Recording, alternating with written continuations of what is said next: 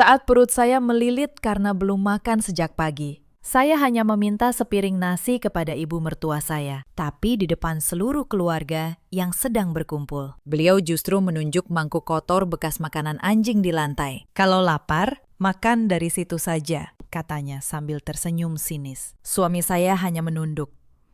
Diameter, seperti biasa. Saya tidak menangis. Saya tidak membantah, saya hanya masuk kamar, membuka lemari, dan mengeluarkan satu map dokumen yang sudah 3 tahun saya sembunyikan. 2 jam kemudian, mobil-mobil hitam memenuhi halaman rumah itu. Bu Marni jatuh pingsan di depan semua tetangga, dan suami saya pulang dengan wajah sepucat kertas, memohon ampun di kaki saya. Halo, sahabat. Selamat datang kembali di kanal ini. Sebelum kita mulai, tuliskan nama kota kalian di kolom komentar. Saya ingin tahu dari mana saja kalian menemani cerita ini malam ini. Jangan lupa tekan tombol like dan subscribe, supaya kalian tidak ketinggalan kisah-kisah berikutnya. Sekarang, mari kita mulai. Nama saya Sahira. Usia saya 32 tahun. Saya bekerja sebagai manajer keuangan di sebuah perusahaan besar di kawasan Sudirman, Jakarta. Sudah 7 tahun saya berkarir di bidang ini. Saya terbiasa membaca angka, membaca dokumen, dan membaca orang. Tapi ada satu hal yang tidak pernah saya baca dengan benar selama 3 tahun terakhir, yaitu hati keluarga suami saya sendiri. Saya menikah dengan Bayu 3 tahun lalu. Saat itu saya pikir saya sudah memilih laki-laki yang tepat. Bayu sopan, tenang, dan tampak penuh tanggung jawab. Kami menikah sederhana. Saya tidak pernah menuntut apa-apa. Saya hanya ingin rumah tangga yang damai. Saya bahkan rela meninggalkan apartemen saya sendiri di pusat kota, lalu pindah ke rumah keluarga Bayu di kawasan Bekasi, demi menyenangkan ibu mertua saya. Rumah itu cukup besar, 2 lantai, dengan halaman luas. Tapi di balik dindingnya ada aturan yang tidak tertulis. Aturan itu sederhana. Saya adalah menantu dan menantu di mata Bu Marni, bukanlah anggota keluarga. Menantu adalah orang asing yang harus tahu diri, harus melayani, dan harus diam. Sejak hari pertama, saya merasakannya. Bu Marni jarang menatap mata saya saat bicara. Beliau selalu memanggil saya dengan nada datar, seolah memanggil seseorang yang dipekerjakan, bukan istri dari anak kandungnya. Sahira, cuci piring. Sahira, sapu halaman. Sahira, kenapa lantai masih kotor? Setiap pagi dimulai dengan perintah. Setiap malam ditutup dengan keluhan. Saya mencoba memahaminya. Saya pikir mungkin beliau hanya belum terbiasa dengan kehadiran saya. Mungkin seiring waktu, hati beliau akan melunak. Jadi, saya bertahan. Saya bangun lebih pagi dari siapapun di rumah itu. Saya membersihkan rumah, menyiapkan sarapan, mencuci pakaian seluruh keluarga, lalu pergi bekerja. Sepulang kerja, saya kembali masuk dapur, memasak, makan malam, dan membereskan semuanya sebelum tidur. Tidak ada yang pernah berterima kasih, tidak satupun. Di rumah itu, ada juga kakak ipar saya, Mbak Ratih.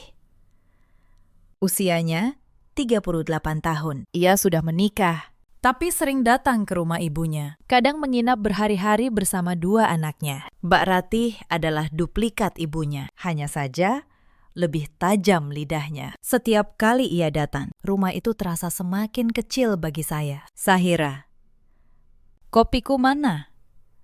Sahira, anakku belum mandi. Tolong mandikan. Sahira, kamu masak apa?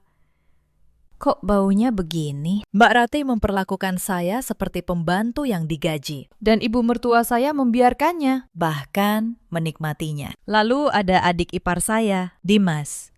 30 tahun, tapi belum juga punya pekerjaan tetap. Ia menghabiskan hari-harinya di kamar, atau pergi entah kemana dengan teman-temannya. Dimas adalah anak kesayangan Bu Marni. Apapun yang Dimas minta, selalu diberi. Uang, motor baru, gawai mahal. Sementara saya yang bekerja keras setiap hari hanya dianggap mesin pencuci piring. Dan di tengah semua itu ada suami saya, Bayu. Saya ingin mengatakan bahwa Bayu adalah pria jahat. Tapi itu tidak benar. Bayu tidak pernah membentak saya. Ia tidak pernah memukul saya. Ia bahkan terkadang tersenyum lembut saat kami berdua. Masalahnya bukan itu. Masalahnya, Bayu tidak pernah membela saya. Tidak satu kali pun. Setiap kali ibunya menghina saya, Bayu hanya menunduk.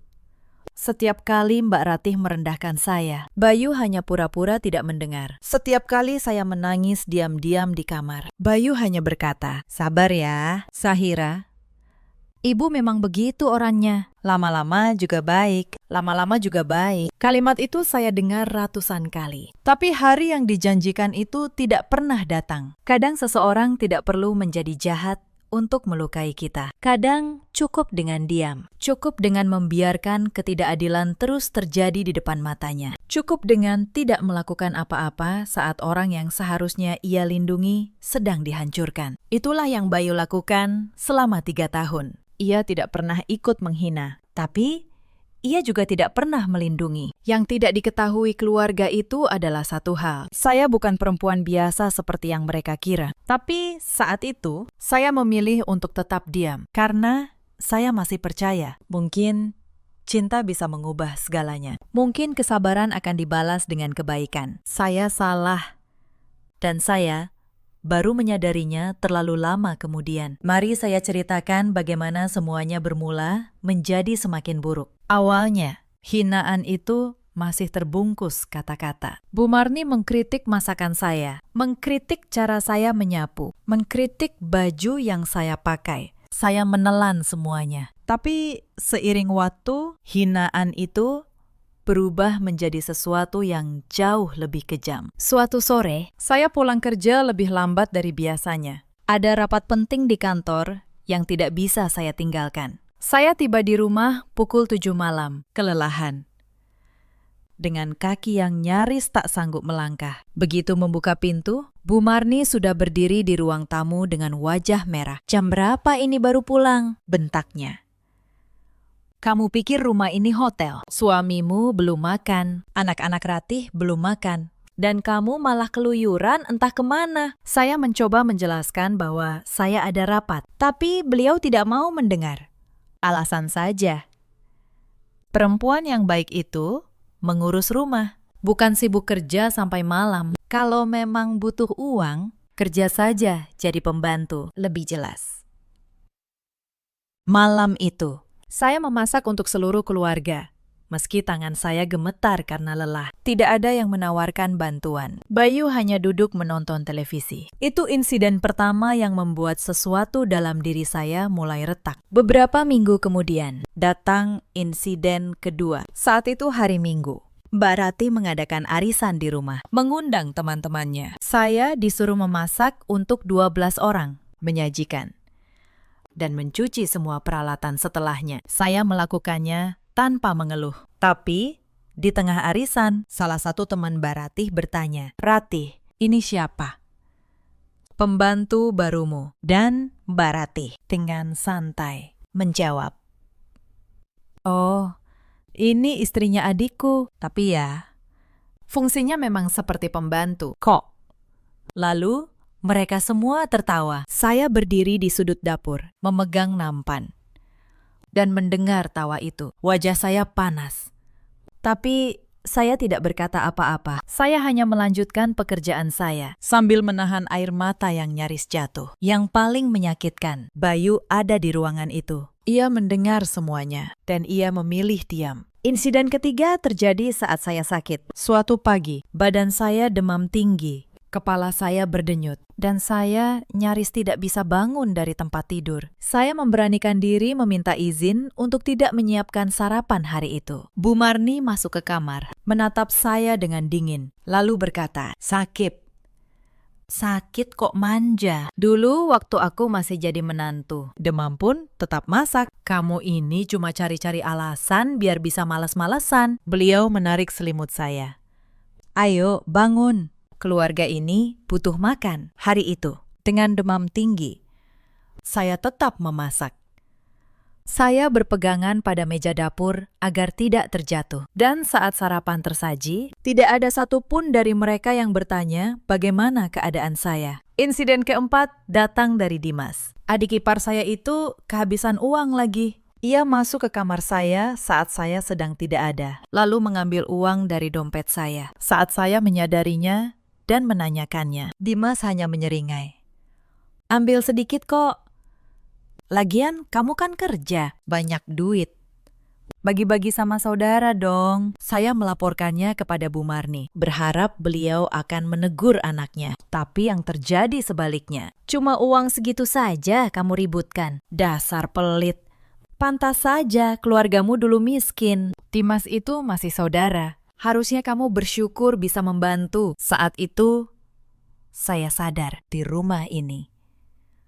Kebenaran tidak pernah berpihak pada saya. Tapi insiden kelima adalah yang paling menghancurkan. Saat itu, perusahaan tempat keluarga Bayu menyimpan harapan sedang dalam masalah. Ternyata, selama ini keluarga itu hidup dari sebuah bisnis kecil milik almarhum ayah Bayu. Sebuah usaha distribusi yang dijalankan Bayu dan Dimas. Tapi karena salah kelola, terutama oleh Dimas, bisnis itu terlilit utang besar. Saya yang bekerja di bidang keuangan sebenarnya bisa membantu. Suatu malam, saya menawarkan diri untuk memeriksa pembukuan mereka. Saya menemukan banyak kebocoran, banyak pengeluaran yang tidak masuk akal. Dan saya menyusun rencana untuk menyelamatkan bisnis itu. Tapi saat saya menyampaikannya, Bu Marni malah marah. Siapa yang minta pendapatmu? Ini urusan keluarga kami, bukan urusan orang luar sepertimu. Kamu pikir karena bisa baca angka, kamu lebih pintar dari anak-anakku. Jangan sok tahu. Bayu, sekali lagi, hanya diam. Padahal yang saya tawarkan adalah pertolongan. Saya menutup buku pembukuan itu, dan saat itulah saya memutuskan. Saya tidak akan pernah lagi menawarkan apapun kepada mereka. Insiden keenam adalah soal warisan. Suatu hari, Bu Marni memanggil seluruh anggota keluarga ke ruang tamu. Beliau mengumumkan bahwa rumah dan seluruh aset keluarga akan dibagi hanya untuk Bayu, Dimas, dan Ratih. Sahira tidak termasuk, kata beliau tegas sambil menatap saya. Karena dia bukan darah daging keluarga ini. Kalau suatu saat bercerai, dia tidak boleh mengambil apapun. Semua orang mengangguk setuju, bahkan Bayu. Suami saya sendiri mengangguk, menyetujui bahwa istrinya tidak berhak atas apapun. Saya tersenyum kecil di dalam hati, karena mereka tidak tahu. Saya tidak pernah membutuhkan 1 rupiah pun dari mereka. Lalu datang insiden ketujuh. Krisis utang bisnis keluarga semakin parah. Para penagih mulai datang ke rumah. Suasana menjadi tegang setiap hari. Bu Marni stres. Dimas menghilang entah kemana. Dan Bayu kebingungan. Mereka membutuhkan dana segar dalam jumlah besar, atau bisnis itu akan disita. Suatu malam, Bu Marni mendatangi saya untuk pertama kalinya. Nada bicaranya melunak. Sahira, katanya, kamu kan kerja di bidang keuangan. Kamu punya tabungan, kan? Pinjamkan dulu ke keluarga ini. Nanti kami ganti. Saya menatapnya. Perempuan yang selama 3 tahun menghina saya, kini meminta tolong saat ia membutuhkan. Saya tidak menjawab iya atau tidak. Saya hanya berkata, saya pikirkan dulu, Bu. Wajah Bu Marni langsung berubah masam. Pikirkan apa lagi? Dasar tidak tahu balas budi. Sudah kami beri tempat tinggal, masih saja pelit. Menantu durhaka. Saya tetap diam. Tapi malam itu, di dalam hati, saya sudah tahu apa yang akan saya lakukan. Karena yang tidak mereka ketahui adalah ini. Perusahaan tempat utang bisnis keluarga itu bermuara. Perusahaan besar yang menjadi kreditur utama mereka adalah perusahaan tempat saya bekerja. Bukan sekedar tempat saya bekerja, tetapi perusahaan yang sebagian besar sahamnya saya pegang sendiri. Insiden ke-8 dan yang menjadi titik balik segalanya terjadi pada sore hari yang tidak akan pernah saya lupakan. Hari itu saya pulang kerja dalam keadaan sangat lelah. Saya belum makan sejak pagi karena sibuk menangani sebuah laporan penting. Perut saya melilit. Saat tiba di rumah, seluruh keluarga sedang berkumpul di ruang makan. Ada banyak makanan di meja. Bu Marni, Mbak Ratih, Dimas, dan Bayu sedang makan bersama. Saya menghampiri meja dengan sopan. Bu, Boleh saya minta sedikit nasi? Saya belum makan dari pagi. Ruangan langsung hening. Bu Marni meletakkan sendoknya, menatap saya dari atas ke bawah, lalu tersenyum sinis. Senyum yang sampai hari ini masih membekas di ingatan saya. Minta nasi, katanya keras, agar semua orang mendengar. Kamu pikir ini rumah amal? Makanan di meja ini untuk keluarga, bukan untuk orang yang cuma numpang. Saya terdiam. Tangan saya gemetar. Lalu, Bu Marni menunjuk ke sudut ruangan. Di sana, di lantai, ada mangkuk kotor, bekas makanan anjing peliharaan mereka. Kalau memang lapar, katanya dengan nada penuh kemenangan, makan saja dari situ.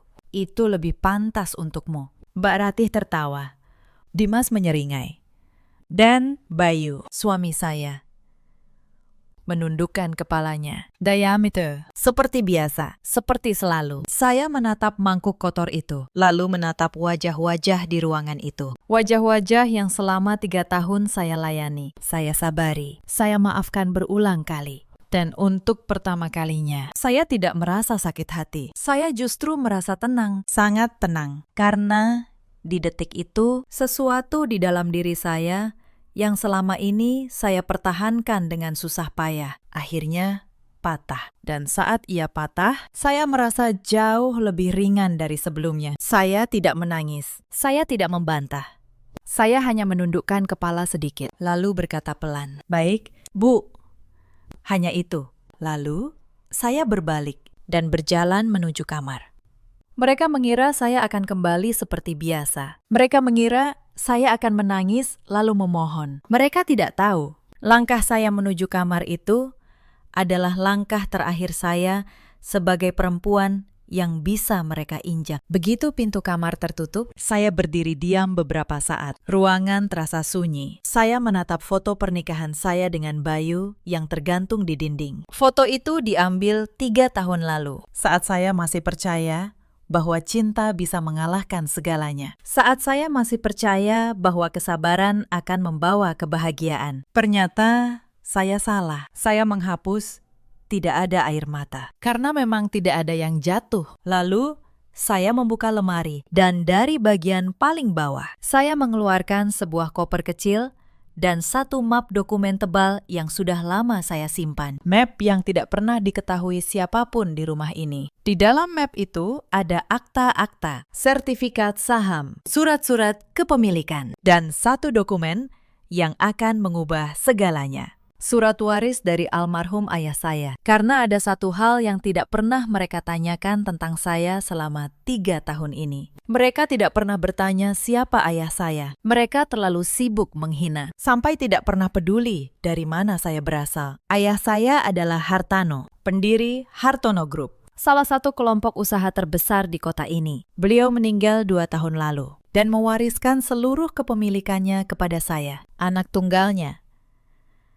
Saham mayoritas, kursi pemilik, seluruh aset perusahaan. Selama ini, saya menyembunyikannya. Saya bekerja dengan nama belakang ibu saya sebagai manajer biasa karena saya ingin tahu apakah ada orang yang mencintai saya apa adanya. Bukan karena harta saya. Saya ingin menjadi istri yang sederhana, menantu yang biasa. Tapi malam itu, saya berhenti menyembunyikan diri.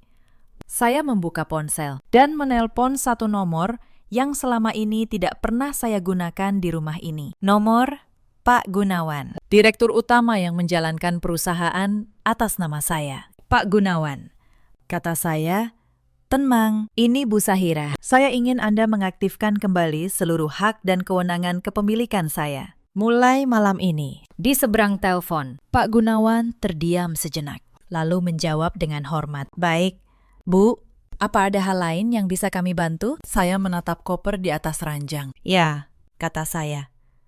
"Saya ingin Anda menyiapkan seluruh dokumen mengenai utang sebuah perusahaan distribusi. Nama pemiliknya, Keluarga Wijaya. Suami saya dan adiknya menjalankannya. Saya ingin tahu posisi mereka secara hukum, sekarang juga." Pak Gunawan tampak terkejut, tapi ia profesional. "Akan kami siapkan malam ini juga, Bu.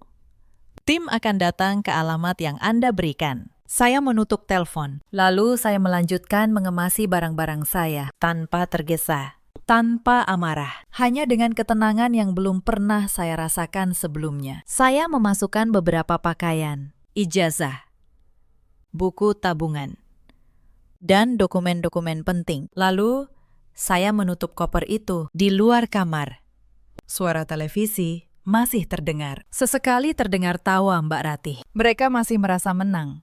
Mereka tidak tahu bahwa hinaan yang baru saja diucapkan sore tadi akan menjadi hinaan terakhir yang pernah mereka lontarkan kepada saya tanpa konsekuensi. Saya membuka pintu kamar, menenteng koper, dan berjalan keluar. Bu Marni melihat saya. Matanya menyipit. Mau kemana kamu malam-malam begini? Bawa koper segala. Mau kabur? Dasar menantu tidak tahu diri. Saya berhenti sejenak di depan pintu. Saya menatap beliau dengan tenang. Saya tidak kabur, Bu, kata saya. Saya pulang. Pulang kemana? Tanya beliau dengan nada mengejek. Ke rumah orang tuamu yang miskin itu. Saya tersenyum tipis. Ke rumah saya sendiri. Lalu, saya melangkah keluar dari rumah itu, menuju mobil yang sudah menunggu di depan. Bukan mobil sederhana yang biasa mereka lihat saya gunakan, tapi sebuah mobil mewah berwarna hitam. Dengan sopir yang membukakan pintu untuk saya. Saya melihat dari kaca spion. Wajah Bu Marni yang mulai berubah bingung, tapi beliau belum mengerti apa-apa. Belum. Mobil itu membawa saya menjauh dari rumah yang selama 3 tahun menjadi sumber luka. Saya tiba di sebuah apartemen mewah di pusat kota, tempat yang selama ini tidak pernah diketahui siapapun. Saya berdiri di depan jendela besar, memandang gemerlap lampu kota di kejauhan. Untuk pertama kalinya setelah bertahun-tahun, saya merasa bisa bernapas dengan lega. Sementara itu, di rumah keluarga Wijaya, sesuatu mulai bergerak. Beberapa jam setelah saya pergi, sebuah panggilan masuk ke ponsel Bayu. Panggilan dari kantor pusat perusahaan kreditur. Perusahaan yang memegang seluruh utang bisnis keluarganya. Bapak Bayu Wijaya, kata suara di seberang. Anda diminta hadir di kantor pusat besok pagi. Pukul 9. Ada hal penting mengenai status utang perusahaan Anda yang harus dibicarakan langsung dengan pemilik. Bayu kebingungan. Selama ini ia tidak pernah berurusan langsung dengan pemilik perusahaan kreditur. Ia hanya berhubungan dengan staf biasa. Tapi malam itu, ia tidak punya pilihan selain mengiyakan. Ia tidak tahu. Perempuan yang akan ia temui besok pagi adalah istrinya sendiri. Malam itu, di rumah keluarga Wijaya, suasana berubah perlahan. Setelah saya pergi, Bu Marni masih merasa di atas angin. Beliau bahkan tertawa sinis kepada Mbak Ratih. Lihat. Akhirnya kabur juga. Biar saja. Besok juga balik lagi sambil menangis. Menantu seperti itu tidak akan bisa hidup sendiri. Tapi Bayu tidak ikut tertawa. Ada sesuatu yang mengganjal di hatinya malam itu. Panggilan dari kantor pusat perusahaan kreditur membuatnya gelisah. Mengapa pemilik perusahaan ingin bertemu langsung? Selama ini, urusan utang selalu ditangani staf biasa. Tidak pernah ada panggilan setinggi ini. Bayu mencoba menelpon saya. Sekali, 2 kali, 3 kali. Tidak ada jawaban. Ia mengirim pesan, menanyakan saya di mana. Tidak ada balasan. Untuk pertama kalinya, Bayu merasakan sesuatu yang asing, ketakutan, kehilangan. Malam itu, Bayu tidak bisa tidur. Ia menatap langit-langit kamar, memikirkan istrinya. Ia mulai mengingat semua hinaan yang pernah diterima Sahira, semua air mata yang pernah ia abaikan, semua kali ia memilih diam saat seharusnya ia bicara. Untuk pertama kalinya, Bayu merasa bersalah. Tapi ia belum tahu seberapa besar kesalahannya. Keesokan paginya, Bayu berangkat ke kantor pusat perusahaan kreditur. Gedung itu menjulang tinggi di kawasan bisnis paling elit kota. Bayu masuk dengan perasaan kecil. Ia tidak pernah membayangkan bahwa nasib bisnis keluarganya ditentukan oleh perusahaan sebesar ini. Ia diantar naik lift ke lantai paling atas, ruang pertemuan eksekutif. Saat pintu lift terbuka, beberapa orang berpakaian rapi menyambutnya. Mereka mempersilakan Bayu duduk di ruang rapat yang luas, dengan jendela kaca menghadap kota. Pak Gunawan, sang direktur utama, masuk lebih dulu. Wajahnya serius. Ia meletakkan beberapa map di atas meja. Bapak Bayu, katanya. Sebelum kita mulai, saya ingin bertanya, apakah Bapak mengenal istri Bapak dengan baik? Pertanyaan itu membuat Bayu bingung. Tentu, dia istri saya. Apa hubungannya dengan utang perusahaan saya? Pak Gunawan saling pandang dengan beberapa orang di ruangan. Lalu, ia membuka map pertama. Mungkin ada sesuatu yang belum Bapak ketahui. Ia meletakkan beberapa dokumen di hadapan Bayu. Dokumen kepemilikan, sertifikat saham, dan di setiap lembar ada satu nama yang tertulis berulang kali. Nama yang sangat dikenal Bayu, Sahira. Bayu awalnya tidak mengerti. Ia membaca, mengernyitkan dahi, lalu membaca lagi. Semakin lama, wajahnya semakin pucat. Tangannya mulai gemetar. Ini tidak mungkin, gumamnya. Pak Gunawan mengangguk perlahan. Benar, Pakistan, istri Bapak. Ibu Sahira adalah pemegang saham mayoritas perusahaan ini. Beliau juga ahli waris tunggal dari almarhum Bapak Hartono, pendiri Hartono Group. Seluruh aset perusahaan ini, termasuk piutang atas utang bisnis keluarga Bapak, berada di bawah kewenangan beliau. Bayu merasa dunia di sekelilingnya berputar selama 3 tahun. Ia mengira Sahira hanyalah perempuan sederhana, manajer biasa, perempuan yang setiap hari mencuci piring, disuruh-suruh ibunya, dihina kakak iparnya. Ternyata perempuan itu memiliki segalanya. Saya tidak tahu, kata Bayu lirih. Selama ini, saya tidak pernah tahu. Pak Gunawan menghela napas. Kami pun baru mendapat instruksi resmi tadi malam. Ibu Sahira mengaktifkan kembali seluruh hak kepemilikannya. Dan beliau memberikan satu instruksi khusus mengenai utang perusahaan keluarga Bapak. Bayu menelan ludah. Instruksi apa? Pak Gunawan membuka map berikutnya. Berdasarkan catatan kami, utang bisnis keluarga Bapak sudah jatuh tempo. Selama ini perusahaan kami memberikan kelonggaran. Tapi dengan kewenangan baru ini, Ibu Sahira berhak menentukan langkah selanjutnya. Termasuk jika beliau menghendaki menarik seluruh piutang dan menyita aset jaminan. Bayu terdiam membeku. Aset jaminan dari utang itu adalah rumah keluarganya, rumah tempat ibunya tinggal, rumah tempat Sahira selama ini dihina. Untuk pertama kalinya, Bayu benar-benar menyadari apa yang telah ia abaikan. Perempuan yang setiap hari diinjak harga dirinya, ternyata memegang nasib seluruh keluarganya di tangannya. Saat itulah ponsel Bayu bergetar. Sebuah pesan masuk dari nomor yang sangat ia kenal. Nomor Sahira dengan tangan gemetar. Bayu membuka pesan itu.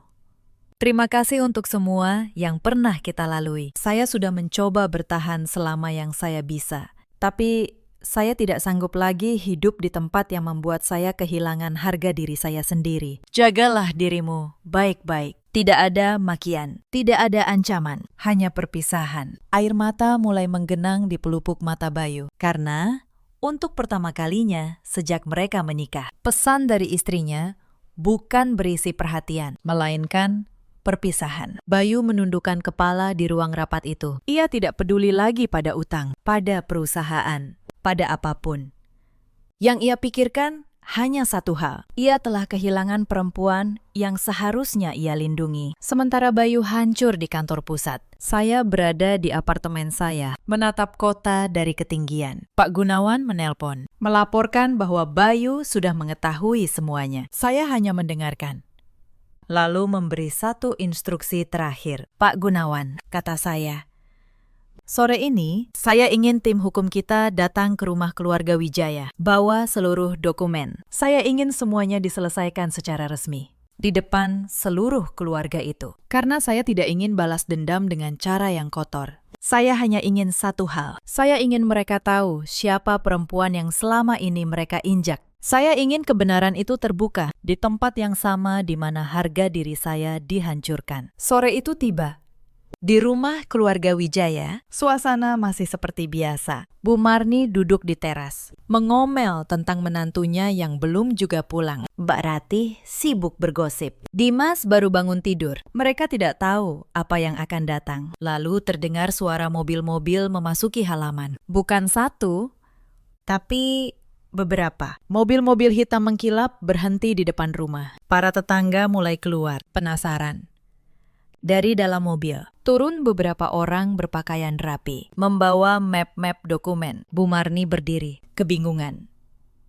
"Siapa kalian? Ada urusan apa datang ke rumah saya?" Salah seorang dari mereka, seorang pengacara senior, melangkah maju. "Selamat sore. Kami dari tim hukum Hartono Group. Kami datang atas perintah pemilik perusahaan untuk menyelesaikan urusan piutang dan kepemilikan yang berkaitan dengan keluarga ini." Bu Marni semakin bingung. Piutang, kepemilikan, saya tidak mengerti. Pengacara itu membuka map pertama. Bisnis distribusi yang dijalankan keluarga ini memiliki utang yang sudah jatuh tempo kepada Hartono Group. Berdasarkan perjanjian, rumah ini adalah aset jaminan. Secara hukum, perusahaan berhak mengambil alih kepemilikan rumah ini. Wajah Bu Marni langsung memucat. "Apa? Rumah ini? Tidak mungkin. Ini rumah keluarga kami. Sayangnya, secara hukum, rumah ini sekarang menjadi milik kreditur," kata pengacara itu tenang. "Kecuali utang dilunasi seluruhnya." Hari ini juga, Bu Marni mulai gemetar. Mbak Ratih dan Dimas berdiri di belakangnya. Sama-sama pucat. Mereka tidak punya uang sebesar itu. Tidak ada cara untuk melunasinya. Tapi siapa pemilik perusahaan yang sekejam ini? Jerit Bu Marni. "Siapa yang tega merebut rumah orang?" Pengacara itu membuka map kedua. Ia mengeluarkan sebuah dokumen, lalu meletakkannya di hadapan Bu Marni. Pemilik perusahaan, sekaligus ahli waris tunggal Hartono Group, adalah Ibu Sahira Hartono. Bu Marni membaca nama itu. Sahira, tubuhnya langsung membeku. "Saturday, Sahira," suaranya bergetar. "Sahira yang mana?" "Menantu ibu," jawab pengacara itu. "Istri dari putra ibu, Bapak Bayu." Dunia Bu Marni seolah berhenti berputar. Nama itu, nama yang selama 3 tahun ia hina, ia injak. Ia perlakukan seperti pembantu. Perempuan yang sore kemarin ia suruh makan dari mangkuk bekas makanan anjing. Perempuan itu ternyata adalah pemilik dari segalanya. "Tidak mungkin," bisik Bu Marni. "Dia cuma manajer biasa. Dia cuma perempuan sederhana." Pengacara itu menggeleng. Almarhum ayah Ibu Sahira adalah Bapak Hartono, salah satu pengusaha paling berpengaruh di kota ini. Ibu Sahira adalah putri tunggalnya, pewaris seluruh kekayaannya. Beliau selama ini memilih hidup sederhana dengan nama belakang ibunya. Bu Marni mulai limbung. Ia teringat semua hinaan yang pernah ia lontarkan, semua perintah kasar, semua tawa mengejek, dan yang paling menyakitkan, ia teringat sore kemarin saat ia menunjuk mangkuk anjing itu di depan seluruh keluarga. Saat itulah terdengar suara mobil lain memasuki halaman. Semua orang menoleh. Bayu turun dari kendaraan. Wajahnya pucat. Matanya merah, seolah baru saja menangis sepanjang hari. Begitu melihat kerumunan di depan rumah, Bayu mempercepat langkahnya. Bu Marni menoleh kepada putranya, berharap ia akan menyelamatkan keadaan. "Bayu, apa yang terjadi? Katakan ini semua salah paham." Bayu tidak langsung menjawab. Ia melihat dokumen-dokumen di tangan para pengacara. Lalu ia menatap ibunya. Kemudian menundukkan kepala. Air mata jatuh dari matanya. "Bayu, kenapa kamu diam? Katakan sesuatu." Bu Marni mengguncang lengan putranya. Bayu memejamkan mata sejenak, seolah mengumpulkan keberanian. Lalu, ia berkata pelan, "Semua ini benar, Bu." Bu Marni membeku. "Apa? Semua yang mereka katakan tentang Sahira, itu benar. Dia memang pemilik perusahaan itu. Dia memang ahli waris Hartono Group. Dan kita selama ini menghancurkannya." Dunia terasa runtuh di hadapan Bu Marni. Beliau menatap putranya dengan mata membelalak, lalu menatap dokumen-dokumen di depannya. Perempuan yang selama ini dianggap tidak berharga, ternyata memiliki segalanya. Perempuan yang selama ini dianggap menumpang, ternyata adalah pemilik dari rumah tempat mereka berdiri. Dan yang paling menyakitkan, beberapa jam yang lalu, Bu Marni sendiri yang menghancurkan segalanya. Dengan mulutnya sendiri, dengan kesombongannya sendiri, dengan hinaan yang tidak akan pernah bisa ditarik kembali. Bu Marni mundur 1 langkah, kemudian 1 langkah lagi. Wajahnya kehilangan seluruh warna, napasnya mulai memburu, tangannya gemetar hebat. Bayu mencoba menopangnya, tapi sudah terlambat. Pandangan Bu Marni mulai kabur. Suara-suara di sekelilingnya terdengar menjauh. Lalu tubuhnya kehilangan keseimbangan. Bu Marni jatuh pingsan. Tepat di depan rumahnya sendiri. Di depan para tetangga. Di depan para pengacara. Di depan putranya yang menangis. Dan di depan kenyataan yang akhirnya terbongkar. Malam itu. Untuk pertama kalinya dalam hidupnya, Bu Marni menyadari siapa sebenarnya perempuan yang selama ini ia rendahkan. Tapi penyesalan itu datang terlambat, sangat terlambat. Karena saat beliau pingsan di halaman rumahnya, saya sudah berada jauh di tempat lain. Dan untuk pertama kalinya, setelah bertahun-tahun hidup dalam luka, saya akhirnya mulai merasa bebas. Saat Bu Marni siuman, waktu sudah menunjukkan hampir tengah malam. Beliau berada di kamarnya dengan lampu tidur yang menyala redup. Kepalanya terasa berat. Pandangannya masih sedikit berkunang-kunang. Beberapa detik pertama, beliau tampak kebingungan, tidak ingat apa yang terjadi. Tapi perlahan, semua kejadian sore itu kembali memenuhi pikirannya. Mobil-mobil hitam di halaman, para pengacara, dokumen-dokumen kepemilikan, dan nama yang terus terngiang di kepalanya. Sahira, tubuh Bu Marni langsung menegang. Beliau berusaha duduk. Saat itulah Bayu, yang sejak tadi duduk di kursi dekat ranjang, segera menghampiri. "Bu, pelan-pelan," katanya lirih. Bu Marni menatap putranya. Wajah Bayu terlihat jauh lebih tua malam itu. Matanya merah, bibirnya pucat. Seolah dalam beberapa jam saja, hidupnya telah berubah total. "Mana Sahira?" Itulah kalimat pertama yang keluar dari mulut Bu Marni. Bayu terdiam beberapa detik, lalu menundukkan kepala. "Belum ketemu." "Bu." Bu Marni menelan ludah. "Telepon dia." "Sudah," jawab Bayu. Berkali-kali, tidak diangkat. "Kirim pesan." "Sudah."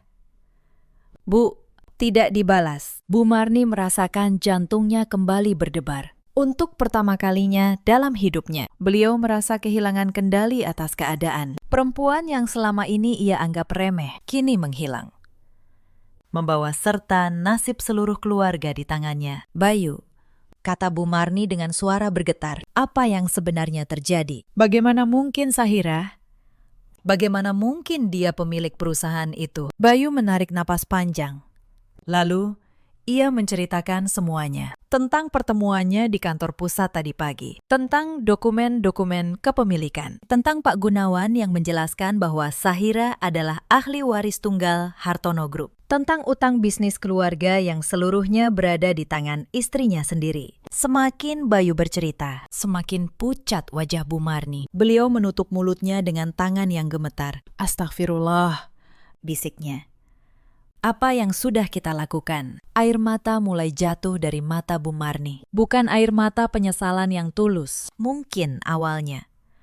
Tapi air mata ketakutan. Ketakutan kehilangan rumah, kehilangan harta, kehilangan segalanya. "Bayu, kita harus minta maaf. Kita harus memohon padanya. Kalau tidak, dia akan mengambil rumah ini. Kita akan jadi gelandangan." Bayu menatap ibunya dengan tatapan yang berbeda. Untuk pertama kalinya, ia melihat ibunya dengan jelas. Bukan sebagai ibu yang selalu ia bela, tapi sebagai perempuan yang telah menghancurkan rumah tangganya selama 3 tahun. "Bu," kata Bayu pelan.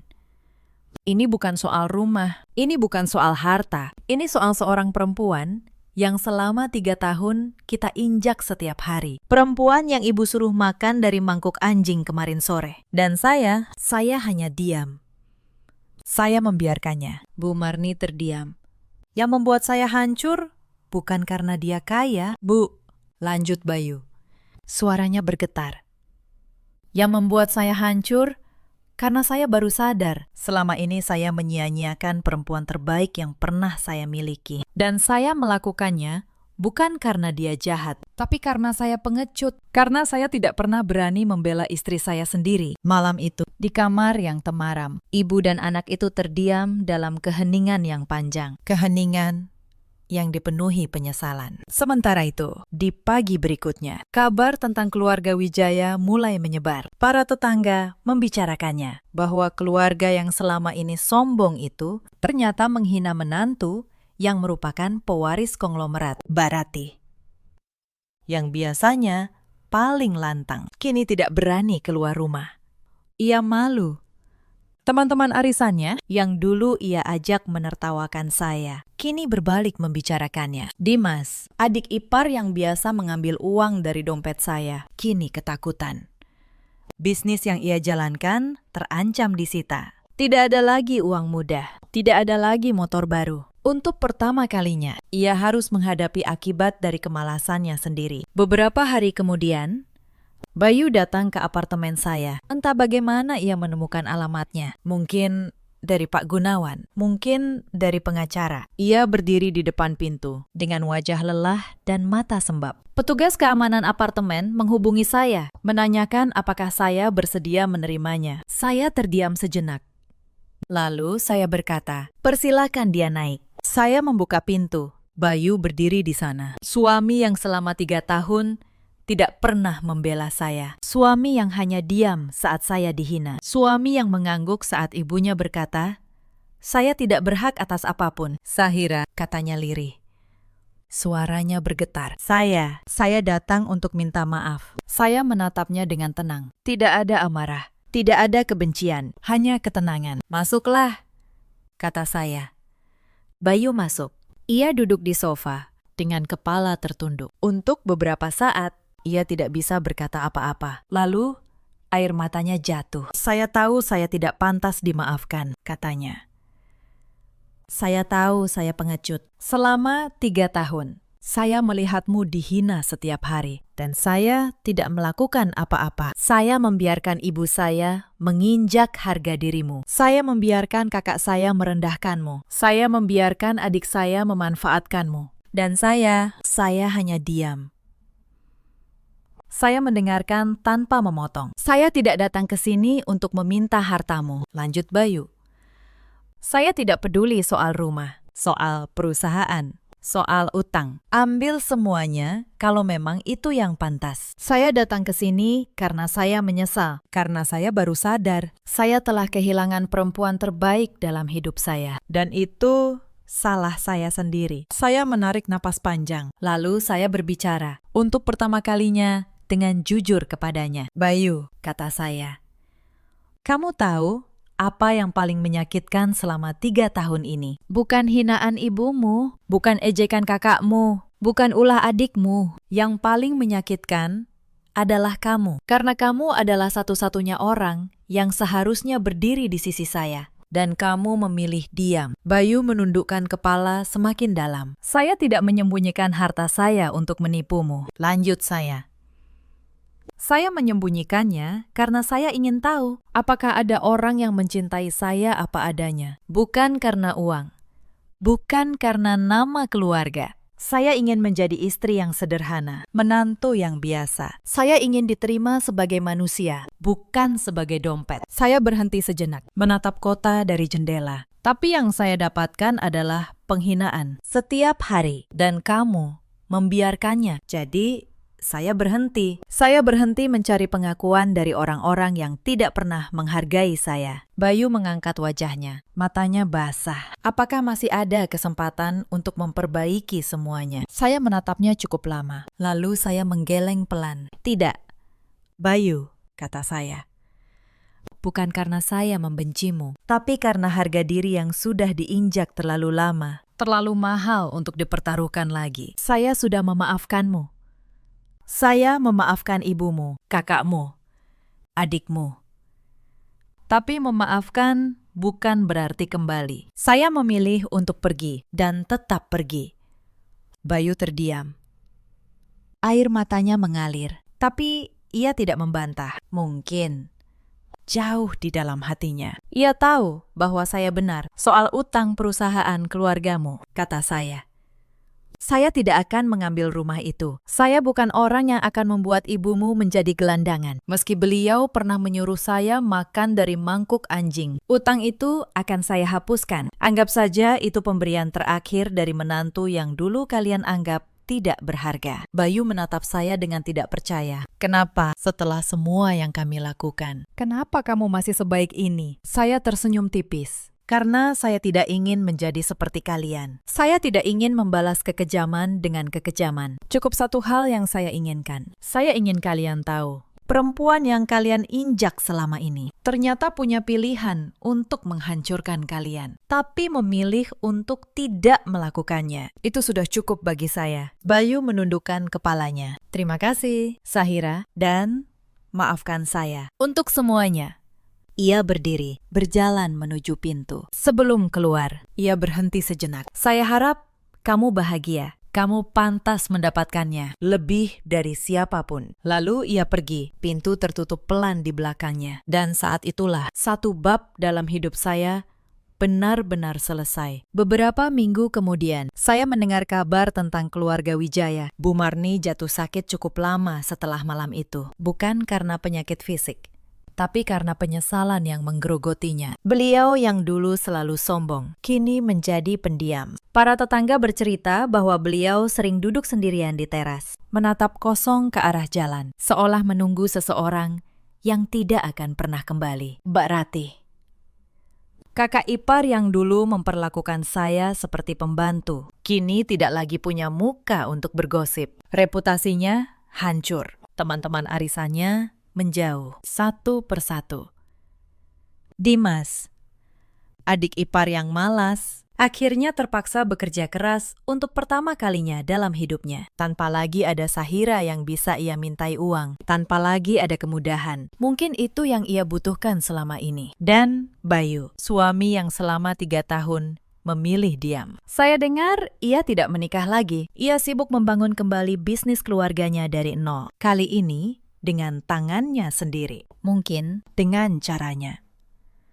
Ia sedang menebus kesalahannya. Saya berharap ia menemukan kedamaian. Tapi itu bukan lagi urusan saya. Adapun saya sendiri, saya kembali ke kehidupan yang sebenarnya milik saya. Saya mengambil alih kepemimpinan Hartono Group, menjalankan warisan ayah saya dengan sepenuh hati. Saya tidak lagi menyembunyikan siapa diri saya. Tapi saya juga tidak pernah berubah menjadi sombong, karena saya tahu rasanya diinjak. Dan saya bersumpah, saya tidak akan pernah memperlakukan siapapun seperti saya pernah diperlakukan. Saya membangun sebuah program di perusahaan saya, khusus untuk membantu perempuan-perempuan yang terjebak dalam rumah tangga yang menghancurkan mereka. Perempuan yang dihina, yang diinjak, yang merasa tidak punya pilihan. Saya ingin mereka tahu bahwa harga diri itu lebih berharga daripada apapun, dan bahwa pergi kadang adalah keberanian terbesar yang bisa dimiliki seseorang. Suatu pagi, saya berdiri di balkon kantor saya yang tinggi, menatap kota yang membentang luas di bawah. Langit mulai berubah keemasan. Untuk pertama kalinya setelah bertahun-tahun, saya merasa benar-benar pulang. Bukan ke sebuah tempat, tapi ke diri saya sendiri. Sahabat,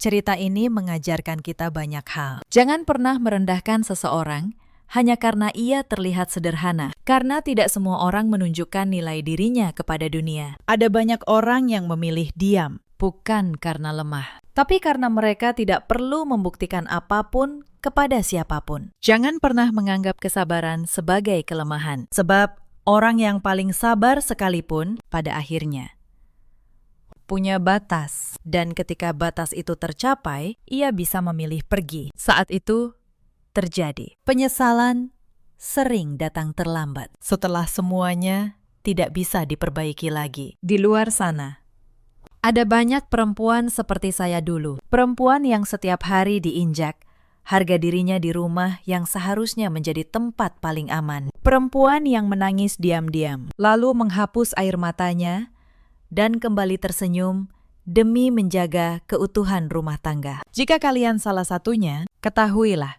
kalian berharga. Jauh lebih berharga daripada yang orang lain katakan tentang kalian. Di luar sana, ada juga banyak suami seperti Bayu. Laki-laki yang tidak jahat, tapi juga tidak berani. Laki-laki yang memilih diam saat istrinya dihina, dengan alasan menghormati orang tua. Tapi diam di hadapan ketidakadilan. Bukanlah kehormatan. Itu adalah pengkhianatan yang paling halus. Dan di luar sana, ada pula para ibu mertua seperti Bu Marni yang lupa bahwa menantu juga manusia, yang lupa bahwa perempuan yang masuk ke keluarganya telah meninggalkan rumahnya sendiri demi mencintai anaknya. Semoga mereka belajar sebelum penyesalan datang terlambat. Dalam hidup, kita selalu punya pilihan. Pilihan untuk bertahan atau pilihan untuk pergi. Tidak ada yang salah dengan keduanya, selama kita memilih dengan menjaga harga diri kita sendiri. Saya memaafkan mereka semua, tapi saya tidak kembali karena harga diri yang sudah terlalu lama diinjak. Pantas untuk dijaga dengan keberanian. Pergi bukan berarti kalah. Kadang,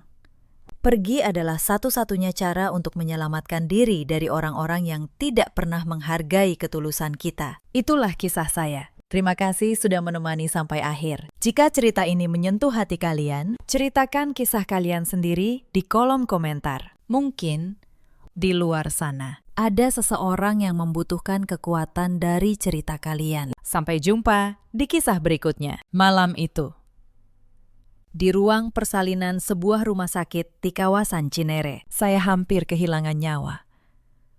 Tekanan darah saya turun, bayi saya melintang, dokter berteriak meminta tindakan darurat. Dan di tengah semua itu, ibu mertua saya berdiri di pintu kamar, melipat tangan, lalu berkata dingin, "Yang penting, cucu saya selamat. Soal menantu masih bisa dicari lagi." Saya mendengar kalimat itu di antara sadar dan tidak. Kalimat yang akan saya ingat seumur hidup. Saya Anindya, dan malam itu adalah malam saya berhenti berharap dicintai oleh keluarga suami saya. Tapi mereka tidak tahu satu hal. Rumah megah tempat mereka tinggal. Tanah tempat rumah itu berdiri. Semua dokumennya menyimpan satu nama. Dan nama itu bukan nama ibu mertua saya. Halo, sahabat.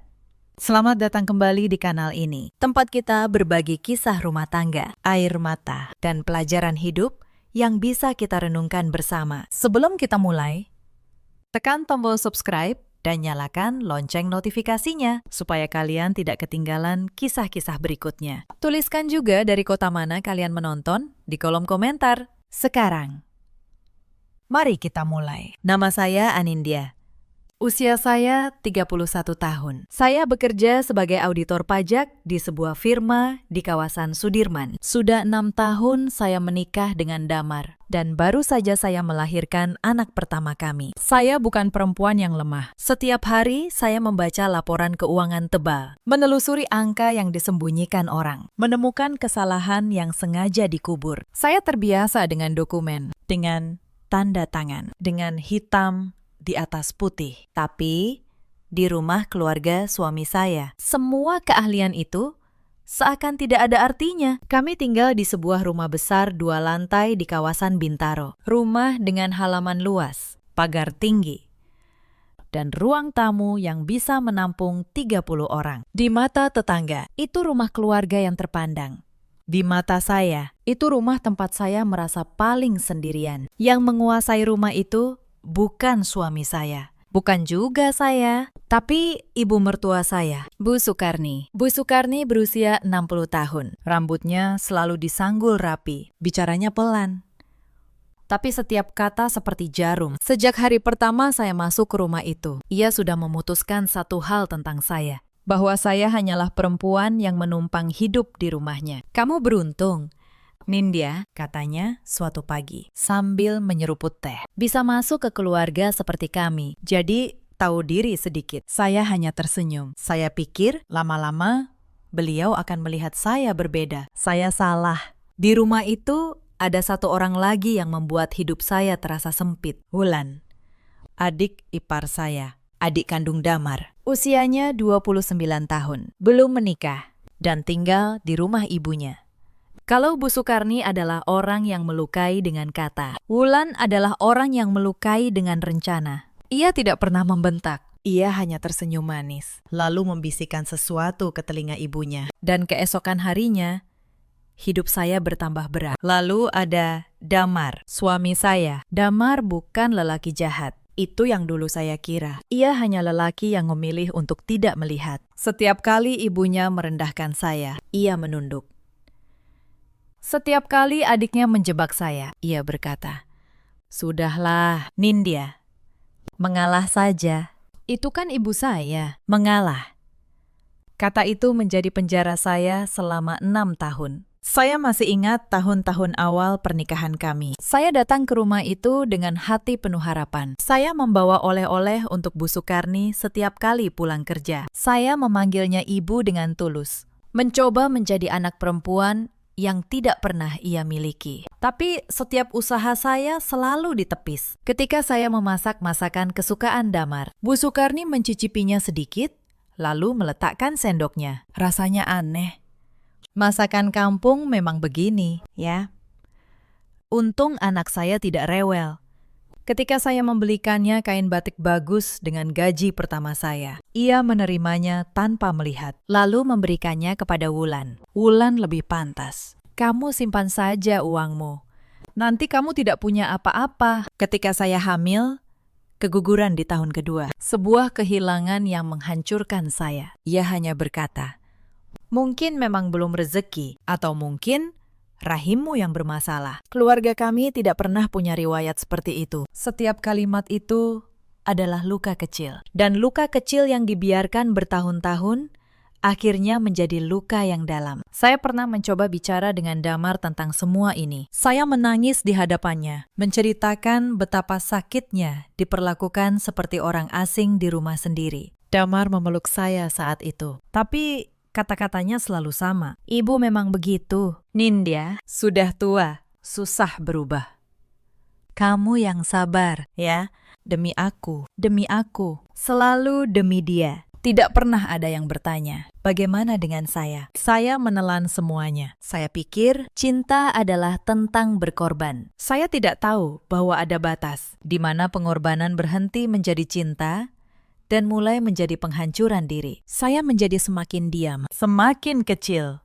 Sampai saya hampir tidak mengenali perempuan yang dulu percaya diri membaca laporan keuangan ratusan halaman. Perempuan yang dulu punya karir dan mimpi. Di rumah itu, saya hanyalah Nindya yang masak, Nindya yang cuci, Nindya yang menumpang. Dan yang paling menyakitkan, saya mulai mempercayainya. Saya mulai berpikir, mungkin memang saya tidak cukup baik. Mungkin memang saya pantas diperlakukan seperti itu. Butuh sebuah malam di ruang persalinan. Dengan nyawa saya di ujung tanduk dan kalimat dingin ibu mertua saya. Untuk akhirnya membangunkan saya. Saya melepaskan banyak hal demi keluarga ini. Saya sempat ditawari posisi kepala tim di kantor. Tapi saya menolak karena Bu Sukarni bilang, istri yang baik tidak boleh lebih sibuk dari suaminya. Saya berhenti bertemu teman-teman saya karena katanya perempuan menikah tidak pantas keluyuran. Sedikit demi sedikit, saya mengubur diri saya sendiri. Dan di rumah itu, saya mengerjakan segalanya. Memasak untuk seisi rumah sejak subuh, mencuci, menyetrika, membersihkan 2 lantai. Mbak Rumi, pembantu yang sudah lama bekerja di rumah itu, sering memandang saya dengan iba. Mbak Nindya istirahat saja. Bisiknya suatu kali. Biar saya yang kerjakan. Tidak apa-apa, Mbak, jawab saya. Nanti ibu marah kalau lihat saya tidak kerja. Mbak Rumi hanya menggeleng pelan. Ia tahu sesuatu yang saat itu belum saya sadari sepenuhnya. Bahwa rumah ini berdiri di atas keringat saya. Sementara nama saya tidak pernah disebut dengan hormat di dalamnya, yang mereka semua tidak tahu. Dan ini yang akan mengubah segalanya adalah satu rahasia yang saya simpan rapat selama bertahun-tahun. Rahasia tentang siapa pemilik sebenarnya dari rumah megah itu. Tapi sebelum saya sampai ke sana, izinkan saya menceritakan bagaimana semuanya bermula. Bagaimana saya, perempuan yang dianggap babu di rumah sendiri, perlahan didorong sampai ke titik di mana saya tidak punya pilihan selain berdiri. Semua bermula dari sebuah rumah. 6 tahun lalu, sebelum saya menikah dengan Damar. Keluarga itu sebenarnya tidak sekaya yang terlihat sekarang. Mereka punya nama baik, punya gengsi. Tapi keuangan mereka rapuh. Bapak mertua saya, almarhum, meninggalkan sebidang tanah di Bintaro dan utang yang cukup besar di sebuah bank. Saat itu, Damar datang kepada saya. Wajahnya pucat. Ia bilang, tanah peninggalan ayahnya akan disita kalau utang itu tidak segera dilunasi. Ia memohon bantuan saya. Saya masih ingat malam itu. Kami duduk di sebuah kedai kopi kecil. Damar menggenggam tangan saya. Matanya berkaca-kaca. "Mindya, aku tidak tahu harus minta tolong ke siapa lagi," katanya. "Kalau tanah itu hilang, ibuku akan hancur. Itu satu-satunya peninggalan ayahku. Aku berjanji, kalau kamu menolongku, aku akan menjagamu seumur hidupku. Keluargaku akan menganggapmu seperti anak sendiri." Janji itu. Janji yang kemudian tidak pernah ia tepati. Tapi saat itu, saya percaya.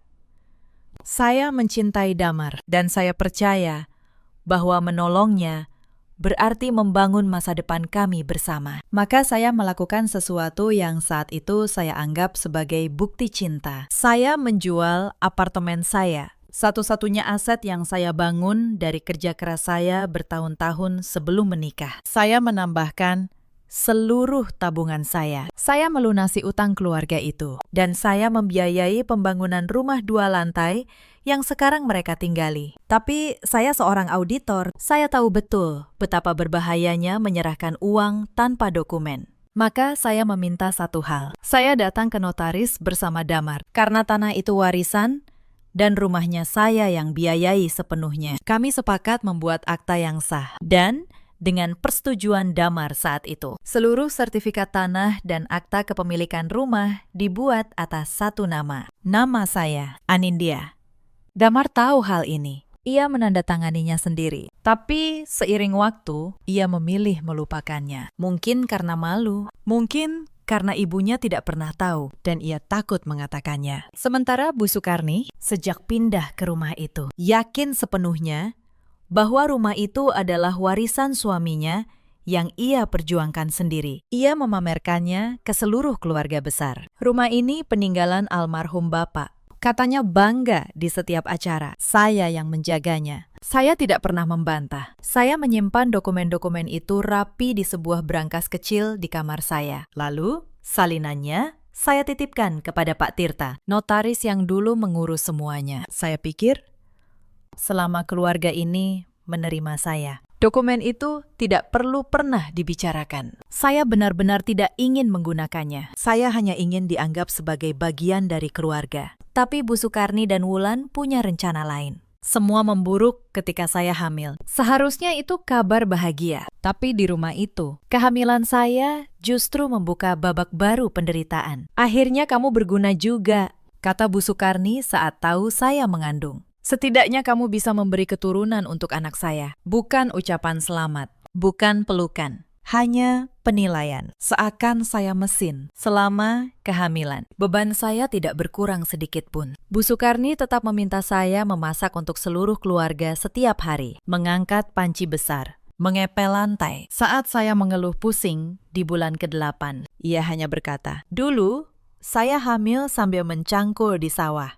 Kamu cuma masak saja sudah mengeluh." Wulan menambahkan racunnya sendiri. Ia mulai membisikkan hal-hal kepada ibunya, bahwa saya boros, bahwa saya menghabiskan uang Damar, bahwa setelah punya anak, saya pasti akan menuntut warisan. Saya mendengar semua itu dari balik pintu suatu malam. Suara Wulan pelan tapi jelas. "Bu, hati-hati sama Nindya. Kalau dia sudah punya anak, dia bisa minta bagian rumah ini. Lebih baik kita siapkan dari sekarang." "Siapkan apa?" tanya Bu Sukarni. "Surat. Bu pernah bilang mau hibahkan rumah ini ke aku, kan?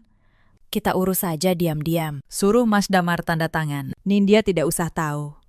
Saya berdiri di balik pintu itu dengan tangan dingin. Mereka berencana memindahkan kepemilikan rumah. Rumah yang dokumennya atas nama saya sendiri, ke tangan Wulan. Tanpa saya tahu, saya tidak berkata apa-apa malam itu. Saya kembali ke kamar, duduk di tepi ranjang.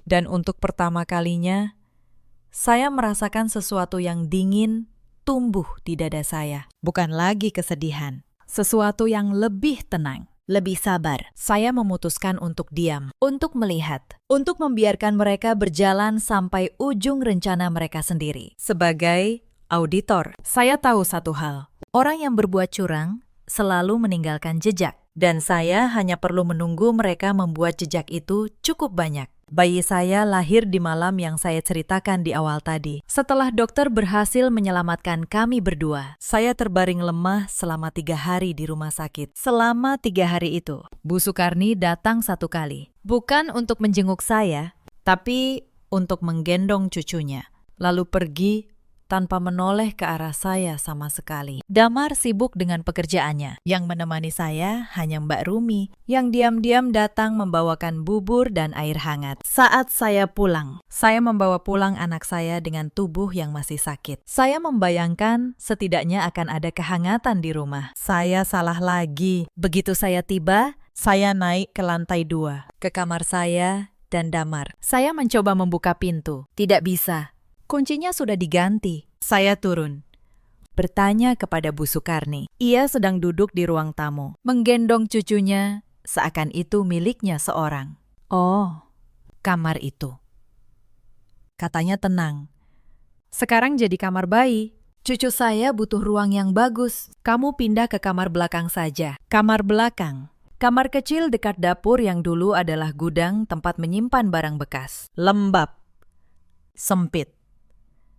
Tanpa jendela yang layak. Saya berdiri di sana dengan bayi di gendongan. Tubuh masih nyeri bekas operasi. Bu, saya baru melahirkan. Saya butuh istirahat yang layak. Bu Sukarni menatap saya datar. Banyak perempuan melahirkan. Nindya, tidak usah dibesar-besarkan. Bawa barangmu ke belakang sekarang. Malam itu, saya tidur di kamar gudang, memeluk bayi saya. Mendengar suara tikus di balik dinding, dan saya bertanya dalam hati, sampai kapan ini akan dibiarkan? Tapi saya belum tahu bahwa ini baru permulaan. Hari-hari berikutnya, saya kembali diperlakukan seperti pembantu, lebih buruk dari sebelumnya. Bedanya, kini saya melakukannya sambil menggendong bayi. Lebaran tiba beberapa minggu setelah saya melahirkan. Bagi keluarga lain, Lebaran adalah waktu kehangatan. Bagi saya, itu menjadi puncak kelelahan. Rumah dipenuhi keluarga besar yang mudik dari berbagai kota. Lebih dari 20 orang menginap selama hampir seminggu. Dan semua urusan dapur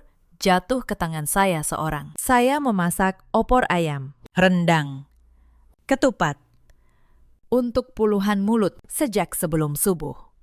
Saya mencuci tumpukan piring yang tidak pernah habis. Saya menyiapkan kamar untuk para tamu, sementara saya sendiri tidur di gudang. Tubuh saya yang baru pulih dari operasi terasa hampir patah saat para tamu memberikan amplop lebaran kepada anak-anak. Tidak ada satupun yang menyapa saya dengan hangat. Bagi mereka, saya hanyalah perempuan di dapur, bahkan ketika saya mengantar minuman ke ruang tamu. Bu Sukarni menibaskan tangannya. Sudah. Taruh saja. Jangan lama-lama di sini. Nanti tamu tidak nyaman. Tidak nyaman. Kehadiran saya membuat tamu tidak nyaman. Di rumah yang dokumennya atas nama saya sendiri. Malam takbiran. Ketika semua orang berkumpul, menikmati kebersamaan. Saya berdiri sendirian di dapur, mencuci panci terakhir. Mendengar takbir berkumandang dari masjid di kejauhan. Air mata saya jatuh ke dalam air cucian. Tapi saya menghapusnya cepat-cepat karena saya tahu menangis tidak akan mengubah apapun. Yang akan mengubah segalanya adalah sesuatu yang sudah saya simpan rapat selama bertahun-tahun. Setelah lebaran-lebaran usai dan para tamu pulang, hidup saya tidak menjadi lebih ringan. Pagi-pagi sekali, saya sudah harus memasak untuk seisi rumah. Wulan, yang tidak bekerja, hanya duduk di meja makan, menunggu dilayani. Suatu pagi, ia menatap piring di depannya, lalu mendorongnya menjauh. Telurnya keasinan, katanya. Masa istri auditor masak telur saja tidak bisa? Pantas karirmu dulu tidak kemana-mana. Saya tidak menjawab. Saya hanya mengambil piring itu dan memasak ulang. Di belakang saya dengar Wulan dan ibunya tertawa kecil. Suatu siang, saat saya sedang menyusui anak saya di kamar belakang, Bu Sukarni masuk tanpa mengetuk. Ia merebut bayi itu dari pelukan saya. Sini, biar cucu saya yang urus. Air susu kamu mungkin tidak bagus, katanya. Kamu kerjakan saja cucian itu. Sudah menumpuk. Saya menahan air mata. Dada saya masih penuh. Anak saya menangis di gendongan neneknya. Tapi saya disuruh mencuci. Saya melakukannya. Karena saat itu saya masih berpikir, mungkin kalau saya cukup sabar, semua ini akan berakhir. Yang membuat hati saya semakin perih adalah cara mereka memperlakukan anak saya sendiri di depan saya. Suatu sore, saya selesai memandikan bayi saya dan hendak memberinya susu. Wulan masuk, merebut botol dari tangan saya. "Biar aku saja," katanya. "Kamu pegang sapu. Halaman belum disapu. Bayi ini terlalu berharga untuk tangan kasar tukang cuci sepertimu." Saya berdiri dengan tangan kosong, menatap anak saya digendong oleh orang yang bahkan tidak menyayanginya, hanya menggunakannya untuk melukai saya. Saya mengambil sapu itu dan menyapu halaman dengan air mata yang saya tahan agar tidak jatuh. Beberapa hari kemudian, ada kejadian dengan rendang. Bu Sukarni meminta saya memasak rendang untuk tamu pentingnya keesokan hari. Saya memasaknya semalaman dengan bumbu yang saya racik hati-hati. Pagi harinya, ketika saya bangun untuk menyajikannya, saya menemukan panci rendang itu sudah teronggok di lantai dapur. Isinya tumpah, tercampur air kotor pel. Mbak Rumi berbisik kepada saya bahwa ia melihat Wulan menjatuhkannya dengan sengaja dini hari tadi. Ketika tamu datang dan tidak ada rendang, Bu Sukarni memarahi saya di depan mereka. Menantu saya ini memang tidak becus. Disuruh masak saja, gagal. Maklum, asalnya memang bukan dari keluarga yang tahu cara melayani. Saya menunduk, menerima semua kemarahan itu. Padahal saya tahu siapa yang menjatuhkan panci itu. Saya menyimpannya seperti seorang auditor menyimpan setiap temuan. Saya menyimpan setiap luka, lengkap dengan tanggalnya. Lalu ada hari ketika Bu Sukarni mengambil perhiasan saya. Saya punya beberapa gram emas, pemberian almarhumah ibu saya, satu-satunya peninggalan beliau. Suatu hari, emas itu hilang dari kotak saya. Ketika saya bertanya, Bu Sukarni menjawab enteng, "Oh itu, saya pakai untuk keperluan keluarga. Kamu kan menantu, sudah sepantasnya menyumbang. Lagi pula, emas seperti itu tidak cocok untuk perempuan rendahan." Peninggalan terakhir dari ibu saya diambil begitu saja, dan saya bahkan tidak boleh protes. Malam itu, saya menangis diam-diam di kamar gudang, tapi air mata itu adalah air mata terakhir yang saya tumpahkan untuk mereka. Sabar, saya hampir habis pada hari uang itu hilang. Suatu sore, Bu Sukarni berteriak dari kamarnya. Katanya, uang 5 juta rupiah di lacinya hilang. Dan dengan cepat, telunjuknya menunjuk ke arah saya. "Pasti kamu," katanya. "Siapa lagi yang masuk ke kamar saya kalau bukan kamu yang bersih-bersih?" "Bu, saya tidak pernah menyentuh uang ibu," kata saya. "Lalu siapa?" "Mbak Rumi. Dia sudah belasan tahun di sini dan tidak pernah mencuri. Kamu yang baru. Kamu yang butuh uang.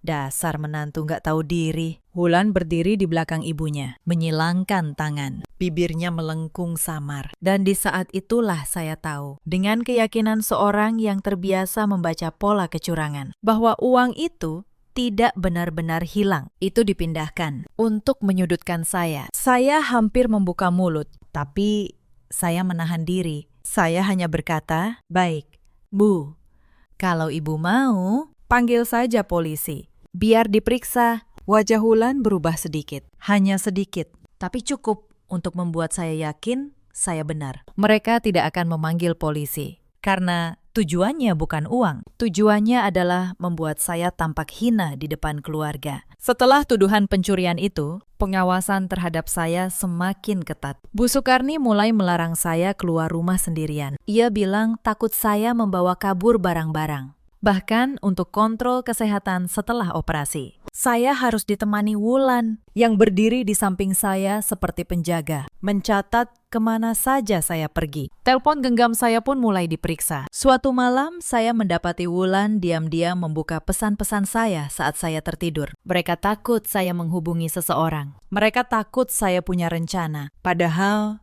saat itu saya belum punya rencana apapun. Saya hanya bertahan. Tapi tekanan itu justru membuat saya semakin waspada. Saya mulai menyembunyikan dokumen-dokumen penting saya lebih hati-hati. Berangkas kecil di kamar gudang saya pindahkan isinya. Salinannya saya titipkan diam-diam kepada Mbak Rumi untuk disampaikan keluar. Mbak yakin?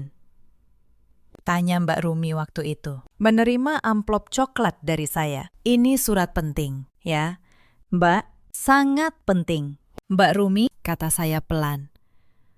Suatu hari nanti, surat ini yang akan menyelamatkan saya dan anak saya. Tolong simpan baik-baik. Mbak Rumi mengangguk. Ia menyimpannya seakan menyimpan nyawa saya sendiri. Beberapa hari kemudian, saya tidak sengaja mendengar percakapan yang membuat saya membeku. Saya sedang menjemur pakaian di belakang ketika suara Wulan terdengar dari ruang tamu, lewat jendela yang terbuka. Ia sedang menelpon seseorang. Iya, Pakistan. Kami mau urus pemindahan kepemilikan rumah atas nama ibu saya, lalu dihibahkan ke saya. Surat-suratnya bisa Bapak siapkan. Kakak saya yang akan tanda tangan. Soal istrinya, tidak usah dilibatkan. Dia tidak akan tahu. Saya berdiri diam memegang jemuran. Mereka sudah mulai bergerak. Mereka akan memalsukan jalur kepemilikan rumah yang bahkan bukan milik mereka. Yang mereka tidak tahu. Mereka sedang mencoba menghibahkan rumah yang sertifikatnya sudah lama, bukan atas nama keluarga mereka. Malam itu, saya membuka brankas kecil di kamar belakang. Saya keluarkan dokumen-dokumen yang sudah lama saya simpan. Sertifikat tanah, akta kepemilikan rumah, bukti penjualan apartemen saya, bukti transfer pelunasan utang almarhum bapak mertua saya. Semua lengkap. Semua ada tanggalnya. Semua ada tanda tangannya. Saya memotret semuanya. Lalu, keesokan paginya, dengan alasan kontrol bayi ke dokter, saya keluar rumah dan pergi menemui Pak Tirta, notaris yang dulu mengurus semua ini. Pak Tirta sudah berusia lanjut, tapi ingatannya tajam. Begitu saya menjelaskan apa yang terjadi, ia melepas kacamatanya dan menghela napas. Bu Anindya, katanya pelan. Mereka tidak bisa menghibahkan apapun. Rumah dan tanah itu sah atas nama ibu. Secara hukum, merekalah yang selama ini tinggal di rumah ibu, bukan sebaliknya. Saya tahu itu, tapi mendengarnya diucapkan dengan suara seorang notaris, membuat sesuatu di dalam diri saya akhirnya tegak kembali. Lalu, apa yang harus saya lakukan? Pakistan, tanya saya. Pak Tirta tersenyum tipis. Kalau mereka mengajukan dokumen palsu, itu pemalsuan. Tapi ibu tidak perlu sampai ke sana. Ibu cukup datang membawa yang asli. Hitam di atas putih, selalu menang melawan mulut. Bu, saya pulang hari itu dengan dokumen asli di dalam tas saya dan sebuah ketenangan yang sudah lama tidak saya rasakan. Tinggal menunggu mereka mengumpulkan keberanian untuk mengusir saya. Tapi sebelum hari itu tiba, ada 2 malam lagi yang membuat saya yakin bahwa keputusan saya benar. Malam pertama, anak saya demam tinggi, tubuhnya panas sekali. Ia menangis tanpa henti sejak tengah malam. Saya panik, karena ia masih sangat kecil. Saya mengetuk pintu kamar Damar untuk meminta tolong mengantar ke rumah sakit. Damar setengah membuka pintu, matanya mengantuk. Besok pagi saja, Nindya, aku capek. Lagi pula, itu cuma demam biasa. Lalu ia menutup pintu lagi. Saya mengetuk pintu kamar Bu Sukarni. Ia membuka. Melihat cucunya menangis di gendongan saya. Lalu berkata, "Kamu ini ibu macam apa? Anak demam saja tidak bisa menenangkan. Sudah, bawa ke belakang. Jangan berisik, saya mau tidur." Pintu itu juga tertutup. Malam itu sendirian. Saya memesan kendaraan dan membawa anak saya ke rumah sakit terdekat. Saya menunggui infusnya sampai subuh, sendirian.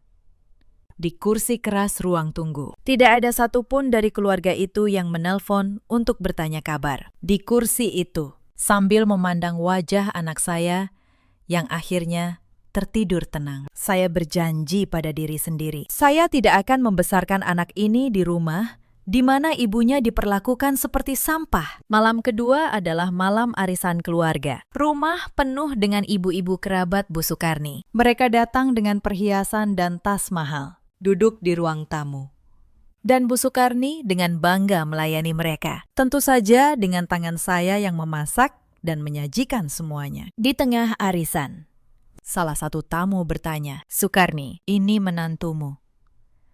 Ya, kok kelihatan capek sekali? Bu Sukarni tertawa kecil. Iya, itu menantu saya. Ya, beginilah. Namanya juga numpang di rumah orang. Setidaknya dia tahu diri, mau bantu-bantu. Daripada makan gaji buta, kan? Para tamu tertawa. Saya berdiri di sana, Memegang nampan.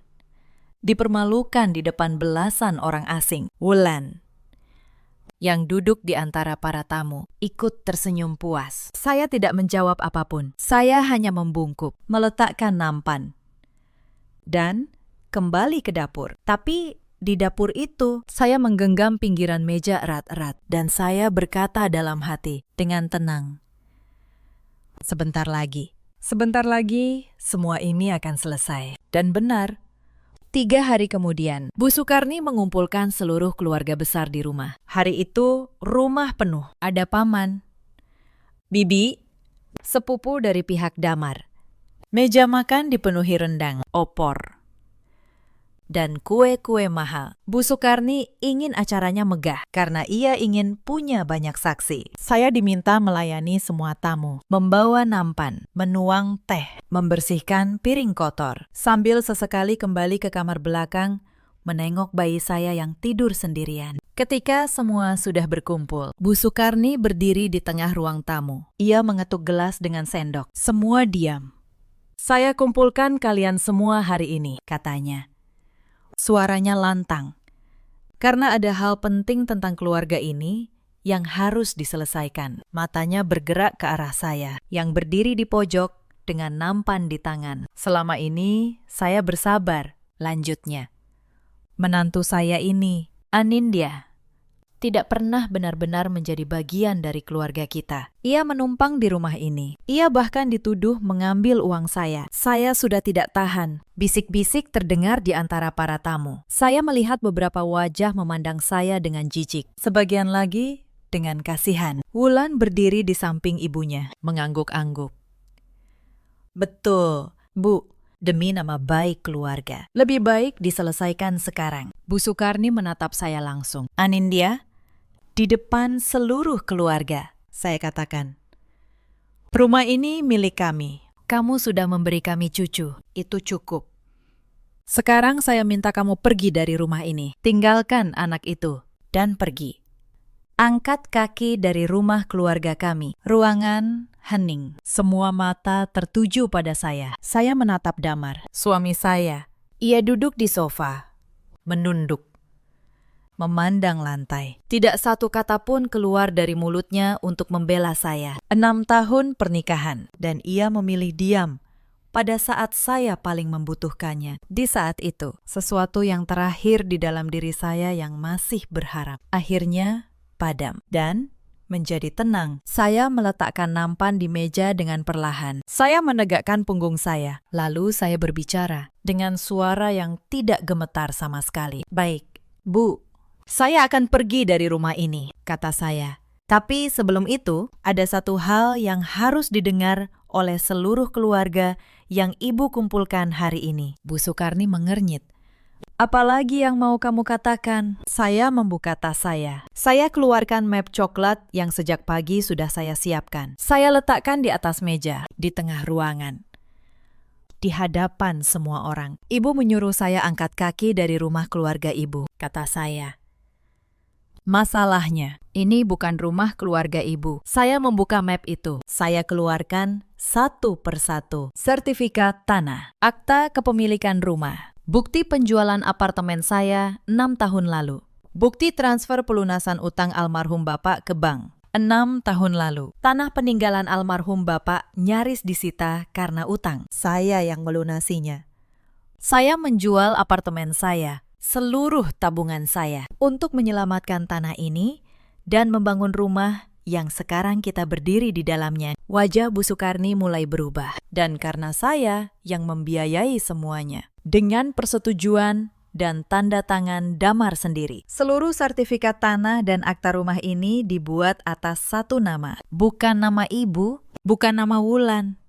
Saya mengangkat dokumen itu agar semua orang bisa melihat namanya. Nama saya, Anindya. Ruangan itu seketika senyap total, lalu meledak menjadi gumaman kaget. Para paman dan bibi saling pandang. Beberapa berdiri mendekat untuk membaca dokumen itu. Bu Sukarni terhuyung. Itu tidak mungkin. Itu pasti palsu. Damar.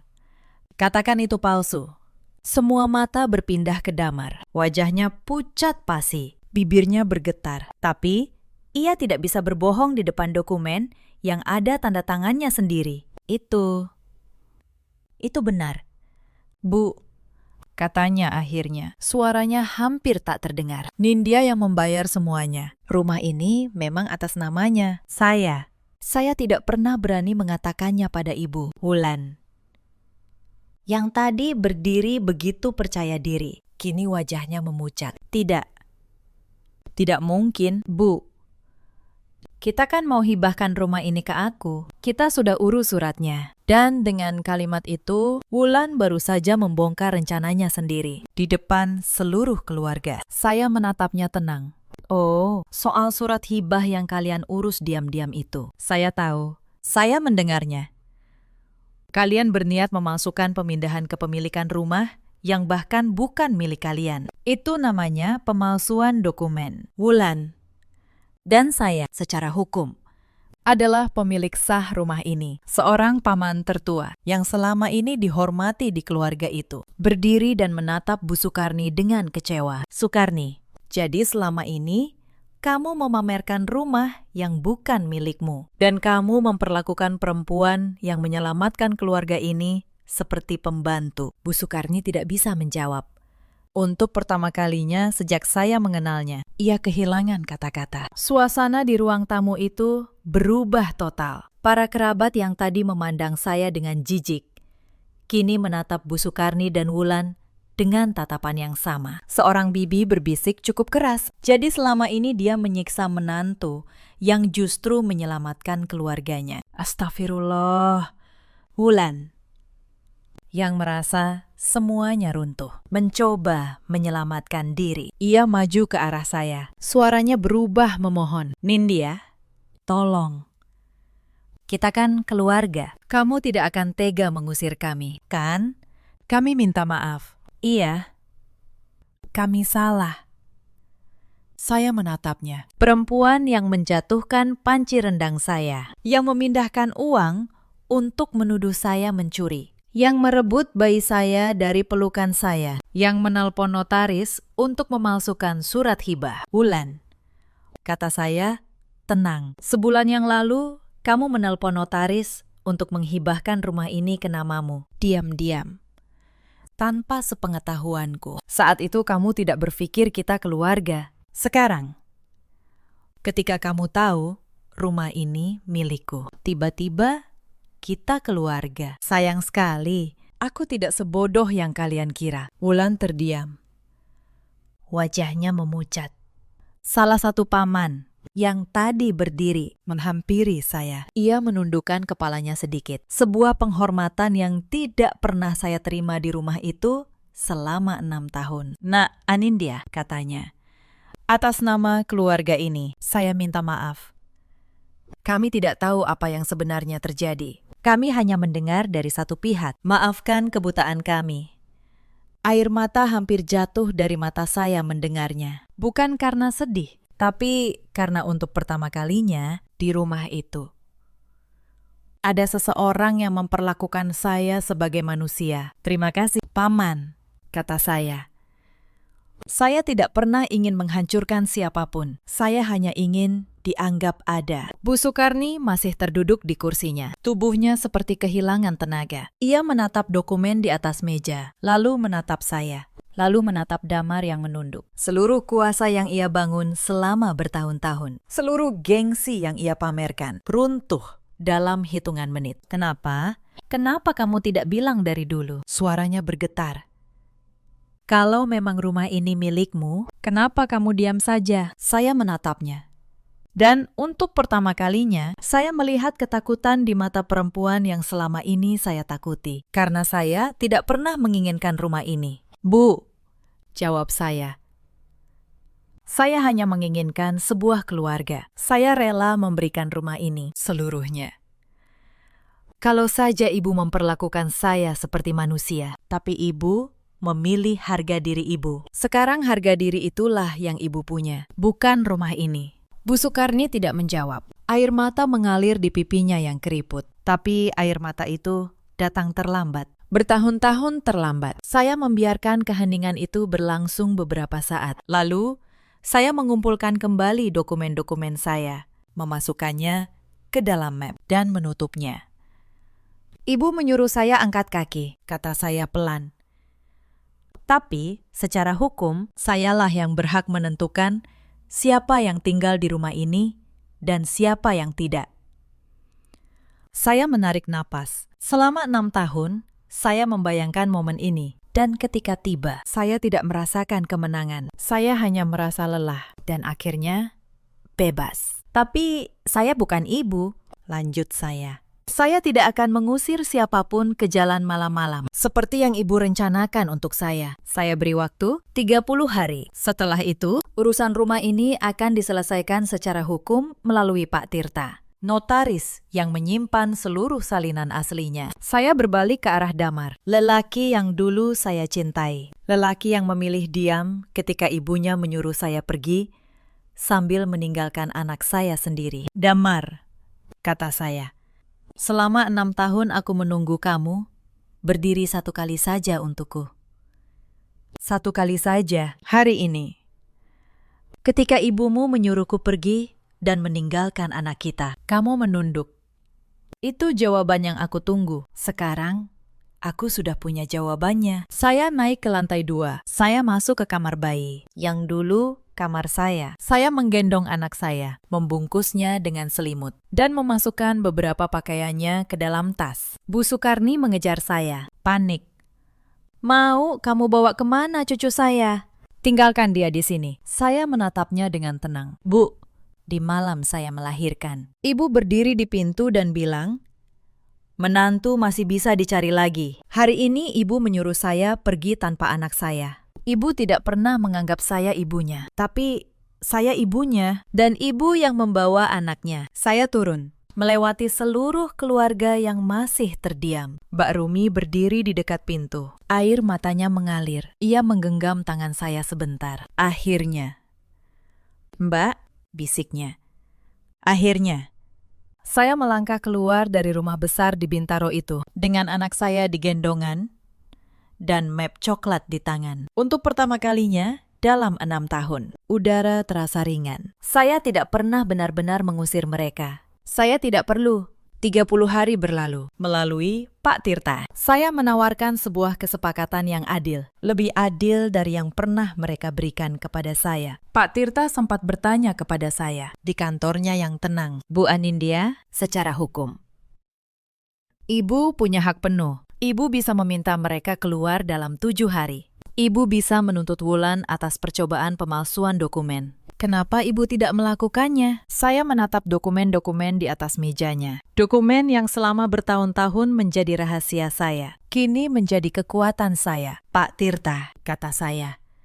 Selama 6 tahun mereka mengajari saya bagaimana rasanya dihina. Kalau saya membalas dengan cara yang sama, saya tidak lebih baik dari mereka. Saya tidak ingin menang dengan menjadi seperti mereka. Saya ingin menang dengan tetap menjadi diri saya. Pak Tirta memandang saya lama, lalu mengangguk pelan. Ibu perempuan yang kuat, bukan karena ibu punya dokumen ini, tapi karena ibu memilih bagaimana menggunakannya. Saya tidak melempar mereka ke jalan, saya menjual rumah itu. Rumah yang sah atas nama saya. Lalu sebagian hasilnya saya berikan kepada Damar sebagai bapak dari anak saya, agar ia bisa menyewa tempat tinggal untuk ibunya. Sisanya saya simpan untuk masa depan anak saya. Yang terjadi setelah itu, saya dengar dari Mbak Rumi yang tetap berhubungan dengan saya. Rumah megah itu terjual. Bu Sukarni, yang selama bertahun-tahun memamerkan rumah itu ke seluruh keluarga besar, kini tinggal di sebuah rumah kontrakan kecil. Para tetangga dan kerabat yang dulu mengaguminya, kini tahu kebenarannya. Bahwa kemegahannya selama ini berdiri di atas pengorbanan menantu yang ia hina. Wulan, yang dulu bermimpi memiliki rumah itu, tidak mendapatkan apa-apa. Reputasinya sebagai perempuan yang mencoba memalsukan surat hibah tersebar di kalangan keluarga. Tidak ada lagi yang mempercayainya. Dan Damar. Damar beberapa kali mencoba menghubungi saya, mengirim pesan panjang berisi penyesalan. Ia bilang, ia baru sadar betapa berharganya saya setelah saya pergi, bahwa ia menyesal tidak pernah berdiri untuk saya. Saya membaca pesan-pesan itu, lalu saya membalas satu kali dengan kalimat yang singkat.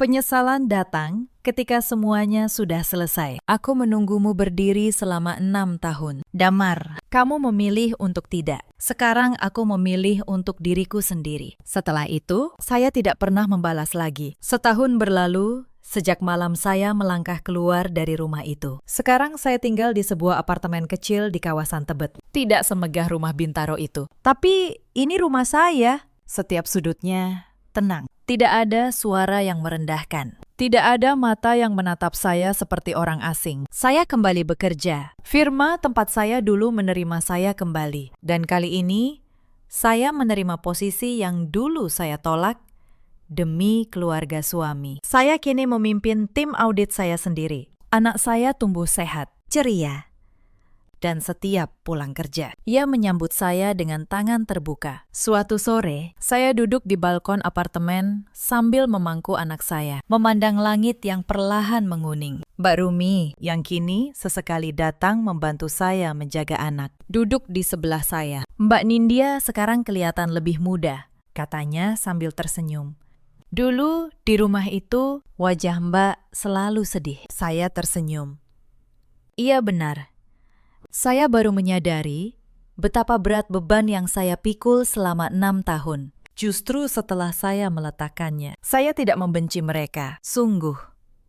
Membenci hanya akan membuat saya tetap terikat pada mereka. Saya hanya melepaskan. Bu Sukarni, kata Mbak Rumi.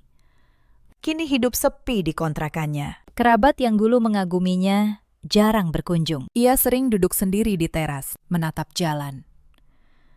Seakan menunggu seseorang datang yang tidak pernah datang. Ia telah menukar kehangatan keluarga dengan harga diri yang salah. Dan kini, ia menanggung kesepian itu. Damar sudah berhenti mengirim pesan. Saya dengar ia masih sendiri, masih menyesali keputusannya. Tapi penyesalan, seperti yang pernah saya katakan padanya, datang ketika semuanya sudah selesai. Cerita ini mengajarkan satu hal kepada saya, dan mungkin kepada kalian juga. Jangan pernah menyia-nyiakan ketulusan orang yang berkorban untuk kita demi gengsi dan ambisi. Karena harta dan kekuasaan tidak akan pernah bisa menggantikan hangatnya keluarga yang sudah terlanjur disakiti. Dan jangan pernah merasa hanya karena seseorang memilih untuk bersabar dan diam, ia adalah orang yang lemah. Kadang orang yang paling tenang justru adalah orang yang paling siap. Mereka hanya menunggu waktu yang tepat untuk berdiri. Di luar sana, ada banyak perempuan yang mungkin sedang berada di posisi saya dulu, yang setiap hari berkorban, tapi tidak pernah dihargai, yang menelan air mata di dapur, sambil terus melayani orang yang merendahkannya. Kalau kalian salah satunya, ingatlah,